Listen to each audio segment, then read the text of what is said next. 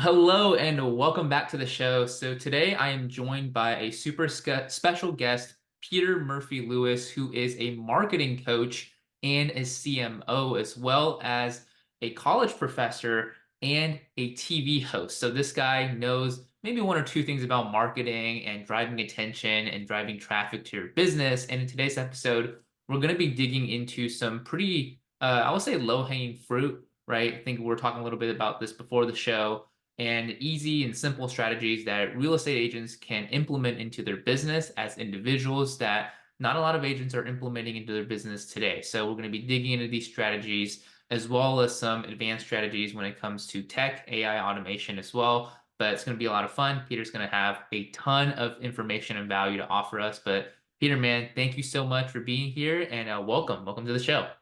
Thanks. I'm excited to dive in. I love the intro. You made me sound a little bit more special than I am. My wife says that I'm just in midlife crisis and trying to figure out who I am. Well, you're doing a lot, man, and it's really impressive seeing all the different things that you're doing. So before we dig into all of that, I'd love for you to be able to kind of share a little bit about your story because you're doing a lot of interesting things in marketing and in business. How did you get into these different roles that you're in now? Sure, I'll try to give you the abbreviated version, and feel free to interrupt at any point, and then we can follow up whatever sounds interesting to you or your audience. The abbreviated version is I'm from Kansas. I got a scholarship to study my master's degree anywhere in the world when I was 23 years old, and I moved to Chile, to South America, where I became a professor. I studied my master's, studied most of my PhD, quit my PhD to create a company, and that travel company kind of blossomed rather quickly. We're talking when I was 27 years old, got a New York Times twice. Aerosmith came into my office. Paul McCartney took tours with us. Beyonce hired us, and just really took off. And lived in South America for 15 years, and moved back to the U.S. about 4 years ago, and grew kind of my fractional CMO consultancy. So I do, 5 to 10 hours a week with different clients, helping them grow. Sometimes they can't afford a chief marketing officer, and that's where they bring me in. The background of kind of how I got there and jumped around. You mentioned TV and so forth. I think I follow projects that interest me, and that's how I got into TV. That's how I got into being a professor. That's how I got into marketing and entrepreneurship. My first travel company was bicycles. That was because I was a cyclist. Then built that practice kind of out into PR, and that's how I got where I am today. That's awesome, man. So you were, you were just looking for different things that interest you, and you mentioned that, you dealt with a lot of, very, I would say, celebrity type clients, right? You mentioned Beyonce, Aerosmith, and Paul McCartney as well. So, just going off of that, right? Dealing with these kind of bigger celebrity clients, bigger egos, if you will. What was that experience like? Because there's a lot of agents out there who, maybe they deal with just a client who has maybe a big ego, or maybe they're dealing with a lot of luxury clients out there who want to break into that market. So you having had that experience, what was that experience like just working with those types of clients in your business? I would say that there's a lot of upside if you understand kind of some basics of marketing, which I would guess majority of real estate agents do. They know how to sell. If you know how to sell, you know how to market, you know how to message. And the key is to repurpose whatever wins you have, right? So, Aerosmith only came into my office once. Steven Tyler only came into my office once. He only took a bicycle tour with us once, but I probably shared it, on 20 different websites and mentioned it in a whole bunch of different blogs. So maybe putting up with, and he's not the example because he had a great attitude, right? He wasn't difficult. He didn't ask for discounts. He didn't ask for anything for free. So he's not the specific example of an ego. But if he were a different ego, I wouldn't care, right? Like, because he helps boost my brand. Same with New York Times. Like, if the journalist who came in from New York Times would have asked for a discount or asked for special treatment or to start tours at a different time, would have been over backwards because those people, like really helped us grow. And those are social proof that allow other people to trust us. Yeah, and I love what you said there, right? Where you're repackaging these wins and showing them anywhere you can, right? Because for a lot of people, even me included, right? When I heard those names, I was like, wow, this person's really, they've been around, right? They've done some impressive things, and I think a lot of people out there, that's the same reaction you have, right? And that's repackaging wins, making sure that people know what you've done, and make it seem almost even bigger than what it actually might have been in reality. Is that what you say is a good strategy for marketing just in general? Yeah, just I mean to piggyback on kind of your framing of repackaging or my repurposing, whatever it is using one marketing asset or one win and using it across different platforms. I'll give you an example that I often see when I start working with a client. Most of the clients that I work with, they have one or two things going well for them. And I essentially teach them to use that success in one or two areas, one channel, whether it be they're great at Google reviews or they're good at Facebook or they're good at email copy, and teach them to repurpose that in other areas. So one of the things I do with clients who have a content plan, they might be great at a blog, they might be great at SEO, they might even be able to translate that into email marketing, but they need to then repackage that on LinkedIn, on Facebook. They need to repackage it into a video. I almost always say, once you have a blog that has a little bit of traffic, take that blog and then record a 30 second to a 90-second video, embed that video back on there, because Google will tell people if people are going to the website, they own YouTube, then it'll start to also help the algorithm in YouTube. So vice versa, it'll help your blog and it'll help you on YouTube. And you're not actually doing that much more work. You already have the concept that's doing well. Now just record yourself talking about how you wrote the blog. Yeah, and I mean, we have a blog as well, so I think that's something we might just go ahead and implement right after this. But that's actually really good advice, right? Because when people are doing marketing, it's really difficult, especially in the beginning, to be good at all types of marketing and be good at all platforms out there, right? And in this day and age, there's so many platforms that you should be on and you could be on. Where's the power in just being in every single platform at the same time? Is it just being able to expose your brand and your marketing to different audiences, or is it exposing your brand and your marketing to really the maybe the same audience but on different platforms? So it seems like you're everywhere, and whenever somebody turns on their phone or the computer, they're seeing you. Is that where you would say is the real power and being, repackaging and repurposing your content and being on multiple different platforms? I like to tell clients when they're smallish. So, it's a one-man show, one woman show. Maybe they have a virtual assistant, maybe they have a secretary, but pretty small. Start off with a platform that resonates with your personality. Okay. So I noticed, I came with an example here today, Gobi, around people who are doing something really well and people who are doing it really poorly. So if you are good at messaging people on Facebook, or you're good at Facebook on your own, then go into Facebook private groups, right? If you are particularly good at videos on YouTube, that translates over to TikTok, right? If you're a little bit more formal and you're a LinkedIn, or you're going for more corporate clients, or you're in commercial, whatever, then, think about LinkedIn. Start with one platform. I am not a big fan of doing 3 or 4 platforms poorly. Do one or two pretty good that resonate with what you're actually good at. When you get a little bit bigger and you have a revenue stream and you can afford someone, have someone translate those into other platforms that you might not be good at. So for the example, the one that I just gave of a blog, I went to a big digital marketing convention in Saigon, Vietnam in March. And out of that, I wrote 3 different long form journal articles about what I learned from the client that I'm working with, about from their off market deal flow, the things that they were achieving around networking and so forth. That ended up being 3 blogs.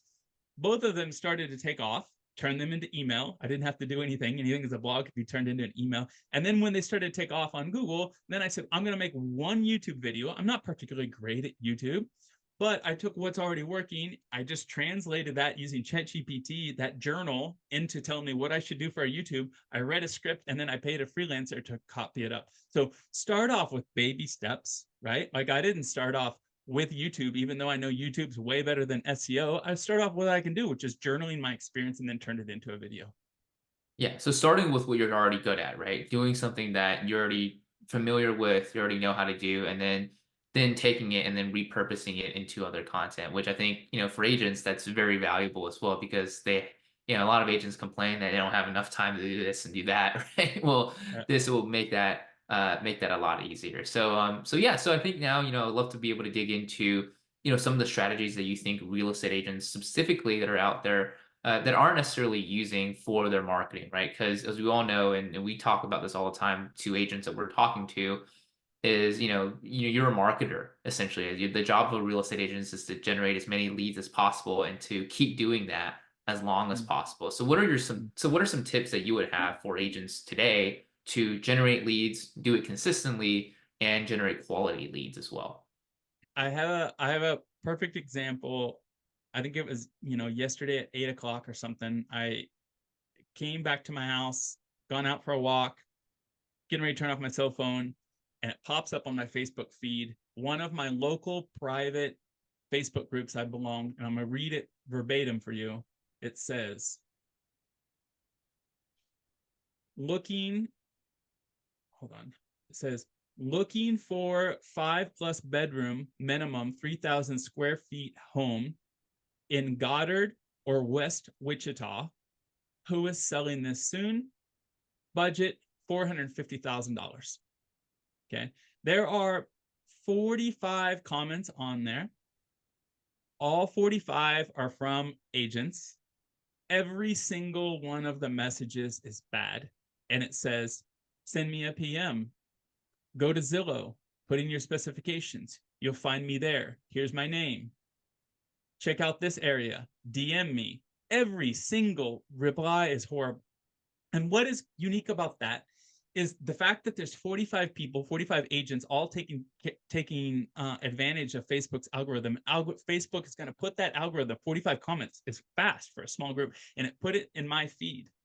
That means that if one person would have answered well, that means all the other people that were forced to watch that because of the algorithm, including myself, we would have been impressed by one real estate agent. If one agent would have taken an extra 30 minutes out of their day, they would have taken advantage of the fact that Facebook probably put that in front of 10,000 people in my community, and they would have been impressed. They would have remembered the name. In that instance, if I were good at video, the first thing that I would have done is I would have taken out my iPhone and said, hey, I've got a couple offers in this place. There's one that's going to come up in such and such date. I'd love to give you a tour. My name is such and such. I'm from this town. I grew up here. If you check my record, you'll see that I've been an agent for 17 years. I went to such and such high school, and I live in your neighborhood. It's cool that you're looking in this place because they're getting ready to build here. Show them that you know the value, confirm what they are already looking for. You'll make a relationship. They're like, oh, this person's not trying to steer me to something I don't want. They're reaffirming what I want. I just put a face to it. You just made a better video than the other 45 people who messaged. You're never going to be forgotten. And then 5,000 people are going to click on that video. If you're not good at video, write a better message than the other 45 people that I just read their comments.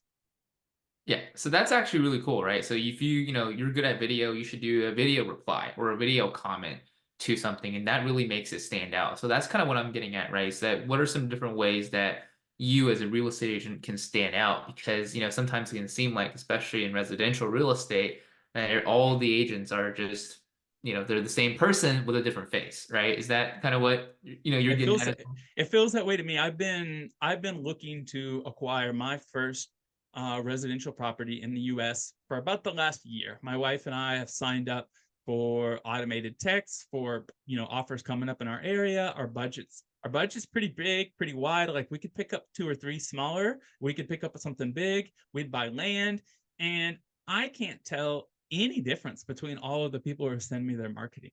Right? There's some low hanging fruit because the emails look the same, the websites look the same. Nobody is using video content effectively, at least that's getting to me in my area. Yeah, and that's what we're seeing a lot of, right? It's that everybody just kind of uses the same email sequences, same text sequences, drip campaigns, and they're all very generic. So, if you're thinking about, as an agent, different ways to stand out, what would you say are some things that, agents need to focus on, right? Aside from just, putting out videos, because there's agents that put out videos and they they're still generic, right? Maybe they're stock Yeah, videos, right? They're right. just putting them on their YouTube channel. But what are some things as far as just in their overall marketing that they, as a real estate agent should be focusing on to make themselves stand out? Is it their own story? Is it a niche, a specialty? What are some things that they need to be implementing? The first thing that I can think of, and this is because where I am in my buyer journey, is some education around when is the right time, where's the right place, right? I'm looking at this for an investment and possibly for my home, right? So I really like simple 5 to 10 minute like webinar series. So if you did an entry level webinar, maybe I can brainstorm 5 ideas. Like, when is the right time to buy a property in West Wichita, Kansas? I would watch it, right? Like I'm thinking of acquiring something between 300 and 900K. I would watch it. I don't know if it was 2 years ago. I don't know if it's now. Maybe it's not West Wichita. Maybe I should do East Wichita. Educate me and stand out. Stand out.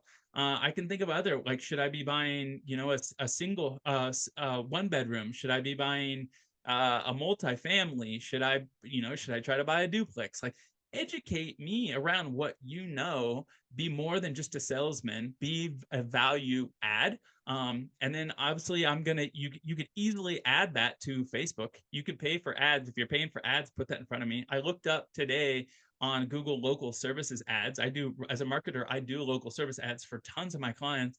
The people who are located in West Wichita, where I Googled it, they have less than 15 reviews.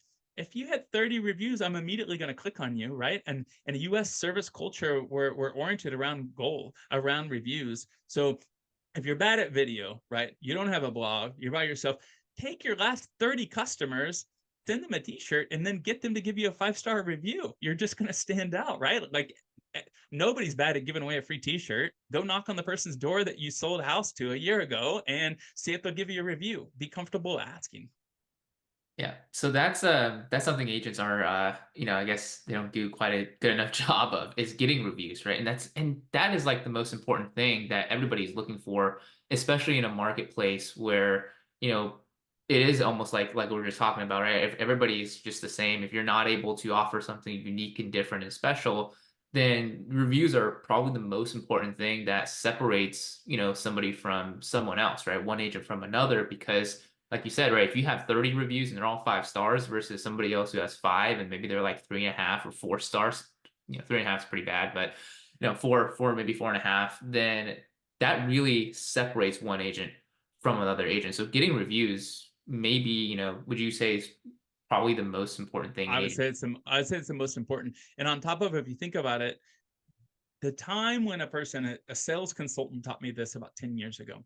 He said, the time when people are happiest with you is the day that they pass you money. So and from there, it kind of goes down. They start to find problems. They feel like they bought it a wrong moment. They blame it on you, whatever it is. Ask in that moment. That person is walking away happy with you. Ask them for a review. Tell them how important it is to you. You did them a huge favor. Now it's time for you to ask them for a huge favor. And asking, and I even send over the review beforehand as a template. So I would say, like, hey Gobi, I want to send you 2 examples of a review. I really appreciate your business. I sent some flowers to your house, or I sent, like, hey, I dropped off some t-shirts or whatever it is. Here's some reviews that would be really helpful, just commenting on it. And here's the template. Hey, working with Peter Murphy Lewis was really easy. He picked up my phone. He followed my phone calls. He was available even on a weekend. My wife was really particular about what we were looking for, and he didn't try to push things on us that she didn't want.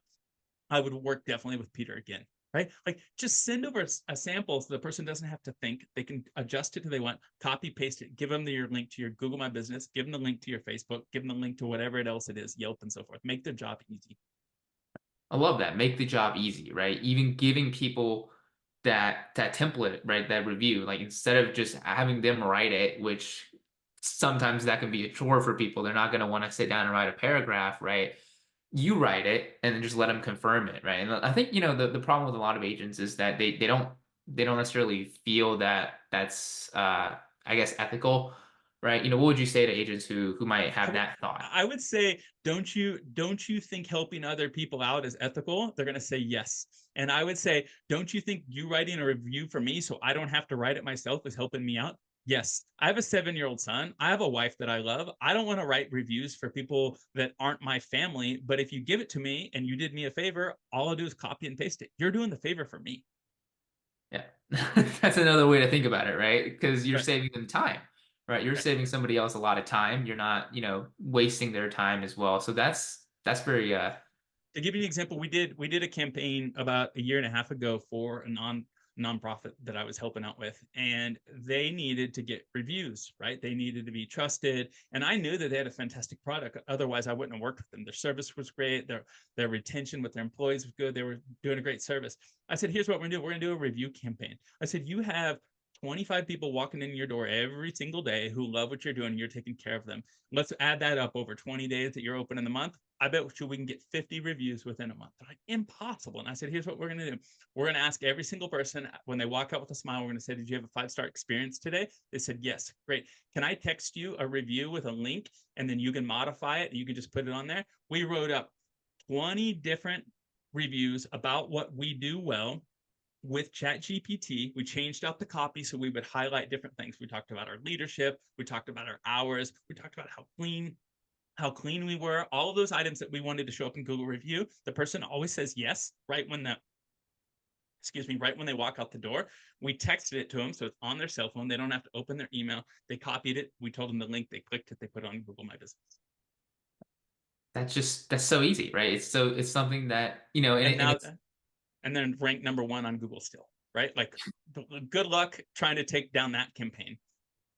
right. Yeah, and it's so powerful at the same time as what I wanted to say is just that those reviews that people are leaving, it makes such a big difference because when you're looking up different businesses, services on Google, right? Google My Business, they show the first three, right? Locally, the area that you're in, and they have location services, so they're going to show the local businesses as well. And they're all people are always looking. The first thing they look at is the reviews because they're not looking at the business name or the website or anything. They're looking at reviews. And if you can make that easy and like you guys have done for this business is systematize it, right? And make it super easy for people to leave reviews, then it's something that's necessarily it's a free marketing tool, right? It's the best type of marketing because it's referral marketing, right? Because the past clients are essentially referring other clients they don't even know yet to your business, and yeah, and it makes people want to work with you instead of you having to chase them down as well. So that is so powerful. And combine that with, you mentioned Google local services ads, right? Because and I kind of want to dig a little bit deeper in that because not a lot of agents, I don't think, either use it or use it correctly. But I've heard about and have worked with somebody who was using Google local services ads for a little bit here. So, for people out there who don't know what Google LSA or local services ads are, would you kind of explain the concept behind it and why it's different from the normal Google ads that people think of when they think of advertising on Google? Yeah, sure. So, someone, if they don't know what someone searches on Google for a service or a product that they are doing research on, usually what's going to win is some type of ad at the top or the person who's best at SEO. Google local services lets you be at the top very inexpensively, depending on your competition, your service, right? Maybe if you were doing it in San Francisco, New York, it's not going to be inexpensive, but people wouldn't be doing it if they weren't if wouldn't be doing it if they weren't making the margin that they wanted. But in smaller cities and smaller towns, it's inexpensive. Like, I have a number of clients who are using it for painting services, for car washes. I just called 20 minutes before you and I jumped on this podcast. I just called a storage unit from local services and they popped up at the top. They had a 4.8 review. I clicked on them and I called them, and they probably paid somewhere between $20 and $50 for my lead. The call was tracked inside of Google local services for them. It went over to their CRM. And if the person determined I was not a qualified lead, all they have to do is go in and contest it. And they can tell Google it was not a qualified lead. And then you don't pay. You don't pay. I have a client that I have this connected to their CRM.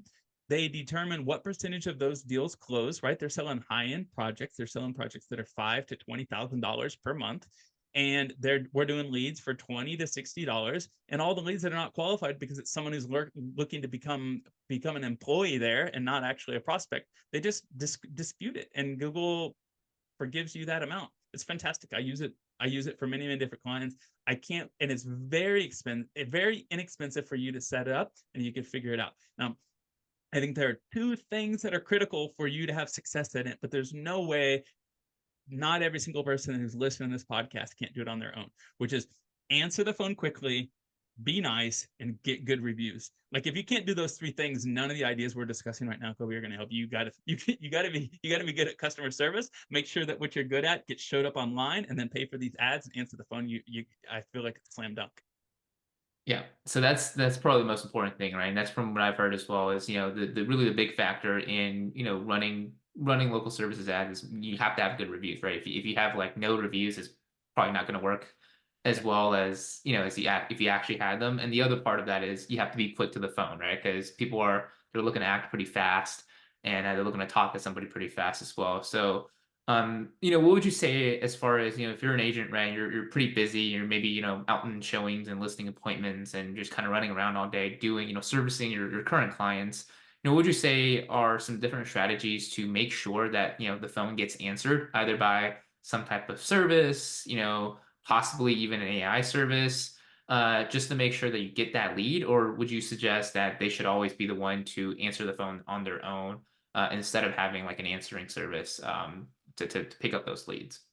I think it probably depends on the quality of their leads. So if they have quality leads, hire either a marketer who's been around for 2 or 3 years, who sounds professional. It could be your 20-year-old cousin or nephew or whomever, someone who cares about your business, someone who's not going to flake on you on a Saturday, who's going to disappear.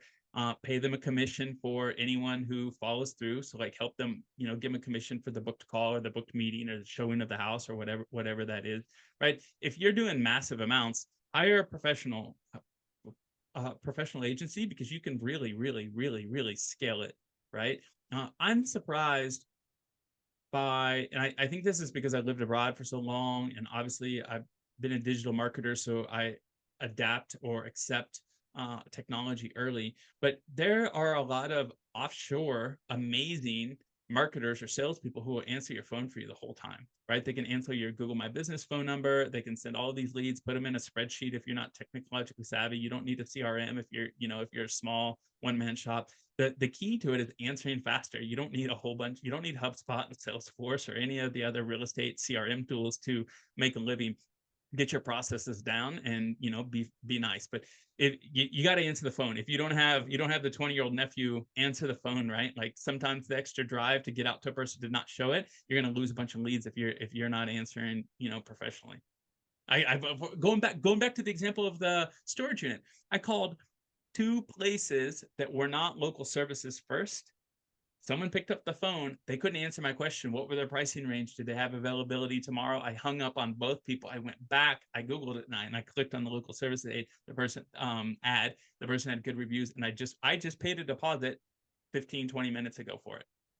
Oh, yeah. So there you go. There's the power of answering the phone, but not just answering the phone, Yeah. knowing what to say, right? Knowing the information, and answering the questions Yeah, if correctly. someone asks the question 3 times in a row, the person's running out of patience, right? Like, quit trying to qualify me. Give me the information I asked for.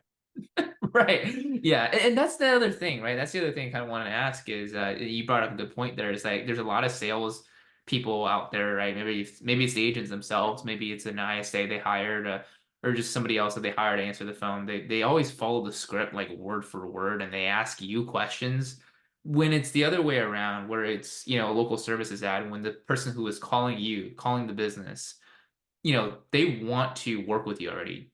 How much qualification should actually go into that? Or should there be no qualification at all? And you should just be kind of there to answer the questions that the potential client has and provide them with information, instead of sitting there wasting all that time trying to qualify them with a bunch of questions that, most salespeople are kind of taught in the first place.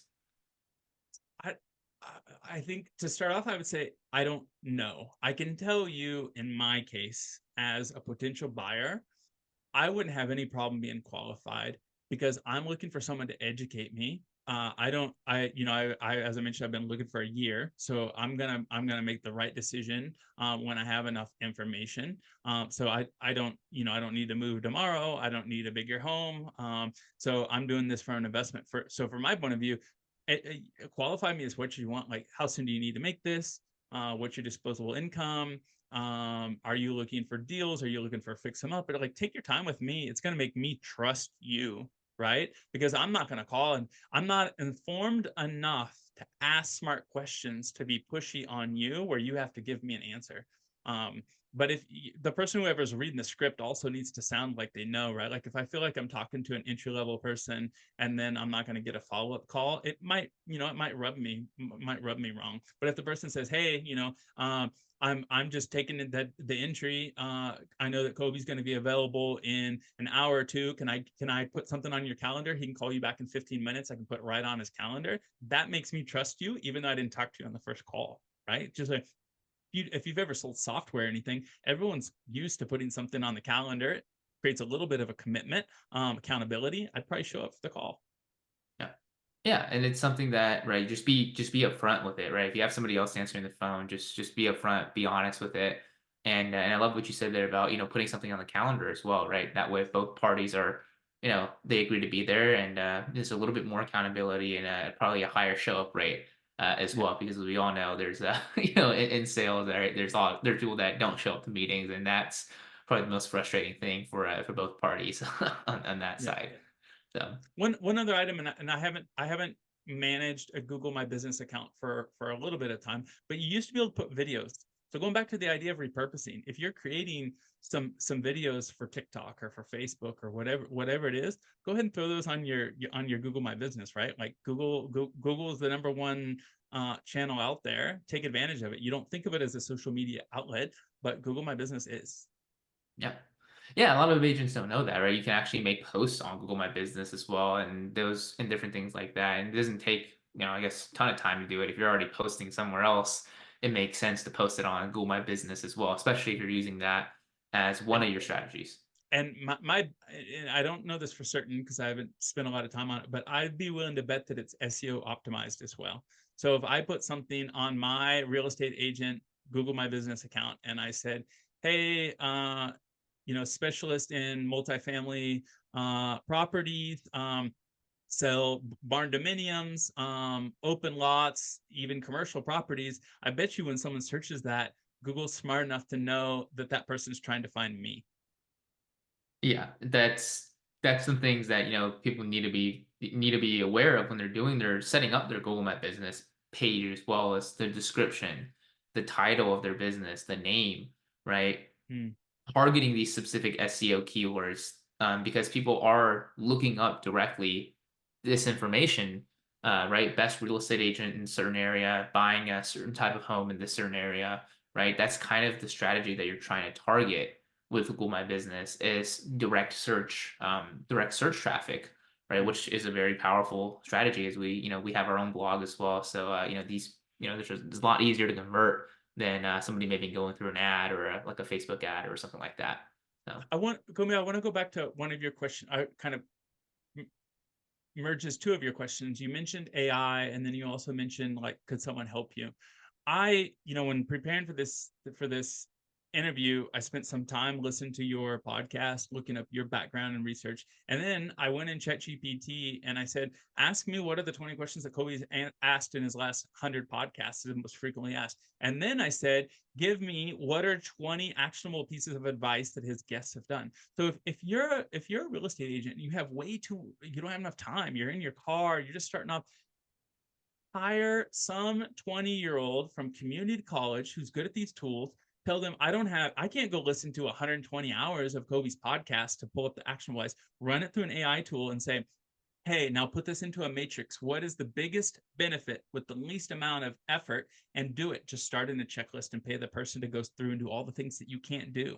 Every 20-year-old is going to be better at these tools than anyone who's 30. It's just the way that people adapt technology. So if you don't have the time, go find somebody and use AI and listen to this podcast. There's a whole bunch of value bombs in here. Maybe not from me, but from the other 120 guests before me, you can find some.